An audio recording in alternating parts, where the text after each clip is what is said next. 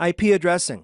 You know, TCP/IP does not refer to a single protocol. It doesn't even refer to two protocols, although TCP stands for the OSI Layer 4 Transmission Control Protocol, and IP stands for the Layer 3 Internet Protocol. TCP/IP is actually a protocol suite or a protocol family that has a couple dozen or more protocols that all can function together. The Internet Protocol is probably the one that you'll use most in practice and troubleshooting and so on. IP version 4 has been around since 1981, defined in a document called a Request for Comments, RFC. RFCs are where all of your networking standards and your web standards are codified. A nonprofit consortium called the Internet Assigned Numbers Authority, IANA, maintains the IPv4 address space. Now, because IP addresses are only 32 bits long, that gives you only 4 billion or so unique possibilities. Back when IPv4 was young, that was fine. In fact, when I got into IT, it was common for a business to be given a pretty large block of public, globally routable IP4 addresses, and you just went from there. But nowadays, I mean, each person probably consumes several IP addresses at a time, so it would make sense, and it's true, that for all intents and purposes, the public IPv4 address space has been exhausted. Like I said, an IPv4 address is a string of 32 zeros and ones. And if you do the math there, the permutations, that turns out to be only about 4.2 billion, which seemed like a lot 20 years ago, but is not today. Now, an IP address always functions in concert with what's called a subnet mask. And that subnet mask is what allows a TCP/IP host to determine what network segment it's on vis-a-vis what network segment another machine that